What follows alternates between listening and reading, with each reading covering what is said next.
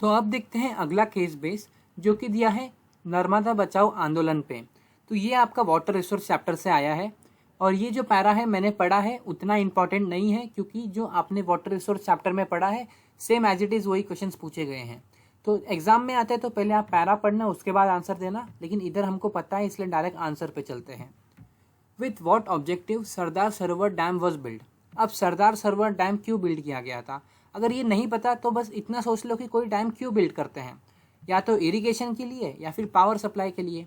अगर वो भी नहीं है तो फिर क्या है, अगर कोई जगह पे समझो पानी की कमी है तो वहाँ पानी पहुँचाने के लिए। तो ये सारे रीजन से डैम बिल्ड किया जाता है, तो कोई भी एक लिख दोगे उसका आंसर हो जाएगा आपका।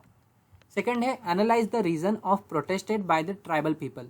तो ट्राइबल लोग जो थे उन्होंने प्रोटेस्ट क्यों किया था, मतलब आवाज़ क्यों उठाई थी जब सरदार सरोवर डैम बन रहा था। सिंपल सी बात है, क्योंकि देखो जहाँ उन लोग रहते थे वहाँ ही डैम बना रहे थे, तो क्या करना पड़ा इन्हें, जगह शिफ्ट करनी पड़ी रहने के लिए।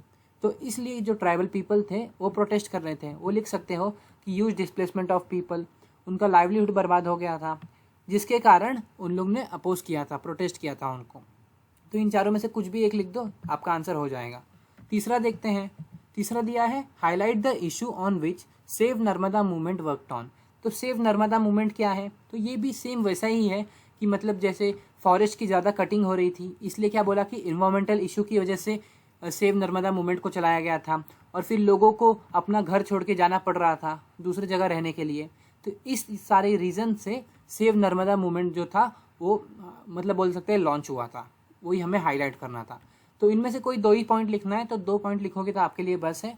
तो अब चलते हैं अगले केस बेस पे।